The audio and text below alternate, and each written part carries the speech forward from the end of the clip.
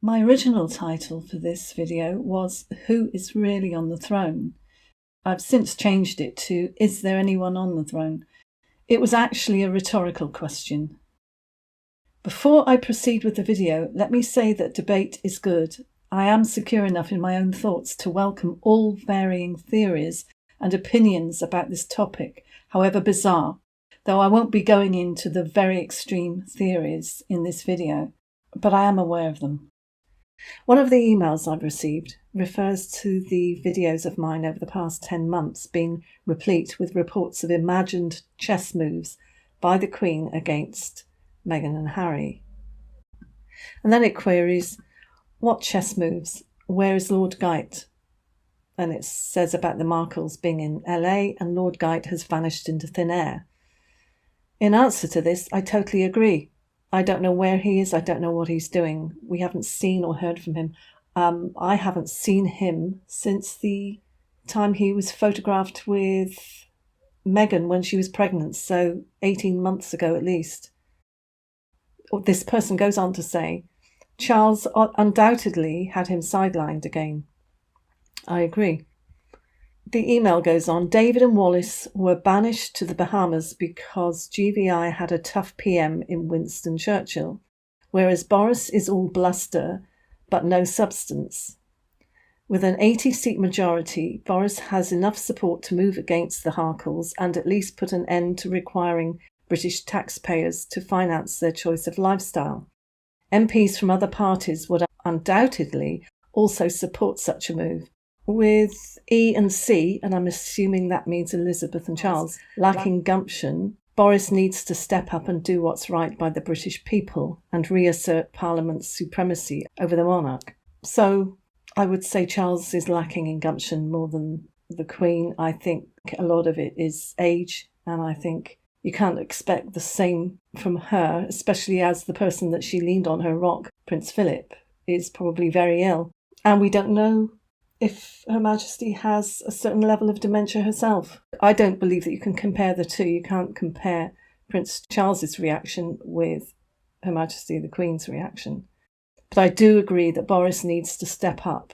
He's not doing anything about it. The fact that people not of the UK, who think that Parliament doesn't have the supremacy over the monarchy is no wonder, because they don't see any enforcing of anything or any power moves by Parliament over the monarchy. This person goes on to say, you have a runaway Queen and Prince of Wales who had a good 10 months to reign in the Harkles before Megxit, but chose not to. I agree they could have acted sooner, but we don't know why they haven't. So where's Boris? Can you see Churchill putting up with the Harkles disrespecting his Queen? In answer to that, no, I absolutely cannot. This person goes on to say, can you truly expect a 94-year-old and a 99-year-old to put up their dukes and go toe-to-toe against Charles?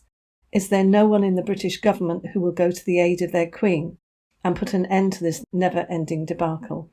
I totally agree with that, and I think there must be somebody in the British government who would be stepping in to help the Queen.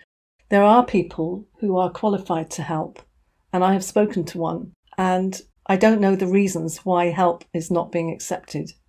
That's all I can say. I don't know the reason. There must be a lot more to all this, I think. And from this same person, since Philip retired, Charles is a malignant influence on the Queen. As usual, he can't bring himself to deal forthrightly with problems like the Harkles, who have been calling the shots these past 2 years. How can he just stand by and say nothing when the Harkles publicly mock and ridicule Queen and country? Even worse, continuing financing them with taxpayers' money. They all read the dossiers on Meghan Markle. How could E and C have agreed to MM? William at least tried to delay her entry into the royal family, but he's the last man on the totem pole. I wonder if Camilla washed her hands of the Harkles and doesn't meddle with how Charles deals with his sons.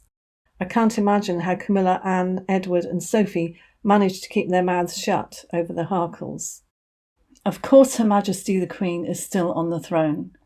I believe her when she promised to see out her reign for the rest of her life, but there have been times lately when it actually looks as if she isn't.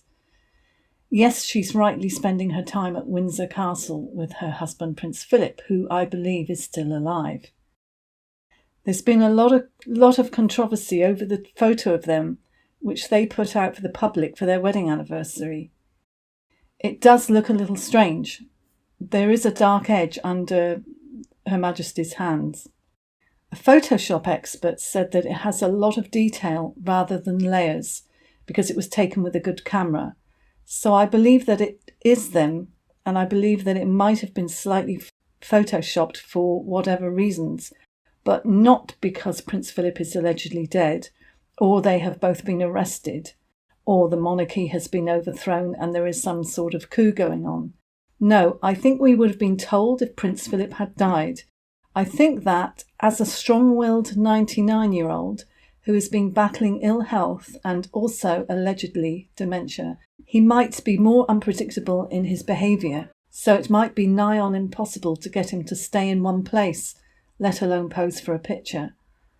And maybe it was easier to Photoshop a picture for Her Majesty and Prince Philip than to try and get Prince Philip to put on his best clothes and pose for a photo. However, a recent interview with Prince Charles by a Sky reporter has thrown me completely. I have seen Prince Charles in person and heard him speak. I have watched many interviews and I feel I know his mannerisms, voice inflections, etc. And I'm 99% sure it's not him in this video. Even if he had Botox and fillers and a lens filter on the camera, even if he'd been very ill and was more bloated or had had extreme plastic surgery, I really believe the person is not him, in my opinion. I would be happy to be proved wrong. I tend to go for the most reasonable and logical explanation first. I will add, though, that nothing surprises me at all in this world, and I would not be surprised whatever transpires from this.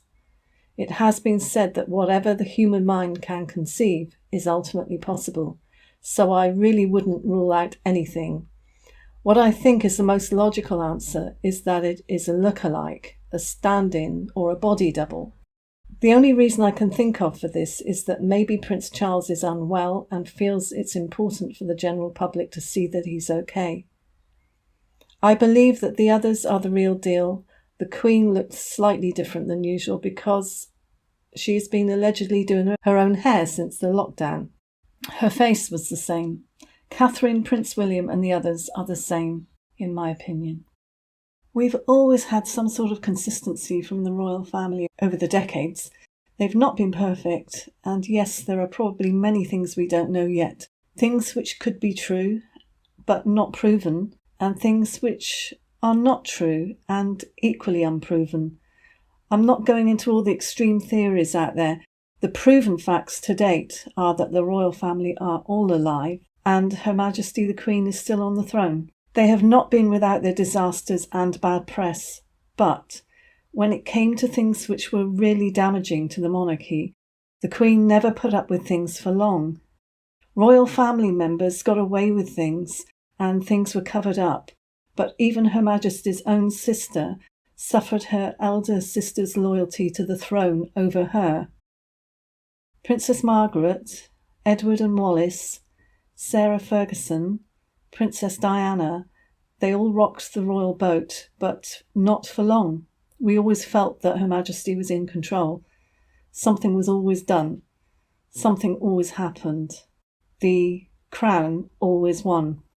Even when Her Majesty was letting go of her right-hand man, Lord Geit, in 2016, because Prince Charles and Prince Andrew had issues with him, he clashed with Charles over the thinning of the monarchy and his influence over the Queen, and he had control over Andrew's finances. Neither was happy that he was so close to their mother and that she valued his expert advice. Her Majesty re-employed Lord Geit when the Meghan problems really kicked off. He was to be a sort of babysitter for Harry and Meghan. I talked about it being a long-haul chess game with Lord Geit and Her Majesty firmly in control. I must admit it really doesn't look like that now. It's gone on way too long. Many of us think that it looks as if there is no one on the throne. but there could be things happening behind the scenes that we know nothing about yet. The thing is, look at what has happened. They have had their use of the word royal taken away. That's Harry and Meghan. Harry has lost his military titles. They've not been included in various royal family events and photos. And Archie has no title. I don't believe for 1 minute that it was Harry and Meghan's choice that Archie didn't have a title. I think the main reason things are looking to some as though there is no one on the throne is because Her Majesty always had Prince Philip's strong support and advice over the years. He would always be tough regarding decision-making, especially regarding their children, and Her Majesty relied on him. Since the lockdown, just because we've only seen the Queen once on video camera doesn't mean she's not still signing things and making decisions. In recent years, Her Majesty has been relying on Prince Charles and Princess Anne a lot more, especially Princess Anne, who is like her father in her no-nonsense attitude. Things are happening. Catherine has at last hit back by suing Tatler magazine. We have yet to see if Prince Andrew will be made to face the music and speak to the FBI about his involvement with Jeffrey Epstein. It is too late for a mother in her 90s to practice tough love and hand her son over to the authorities. It's wrong to expect this of her. Prince Andrew should bite the bullet and speak to the FBI for the sake of his parents, his family, the UK and the victims, but he won't. Not until he's forced. More than one person has said that the problems around the royal family was like an iceberg, and we have only yet seen the tip. I've also had people emailing that if we had a Winston Churchill type Prime Minister, this would not have been allowed to get this far. I absolutely agree, which is why I'm sickened by the calls to remove his statue. I don't know where or what Lord Guyte is doing. It has been suggested that Prince Charles and Prince Andrew have pushed him out again. He apparently warned them years ago about Meghan, and they took no notice. Lord Guyte was overseeing Prince Andrew's financial income and advising Her Majesty to be tougher on her children. So another reason that they both wanted him gone. I hope that Her Majesty has enough loyal aides who will help her keep him in place. That's if he's still there. I don't know what Princess Anne thinks of him, but I would think that his advice about thinning out the monarchy wouldn't apply to her, being one of the most valuable and hard-working royals. Camilla, Princess Anne, Sophie Wessex and Catherine more than make up for the weakness of Prince Charles and the puffed-up obstinacy of Prince Andrew, who will have to be prized off from hiding behind his mother's skirts and palace grounds, and face the music like normal people have to do. It looks like things have slipped from the time that Lord Guyte disappeared and Prince Philip's car accident.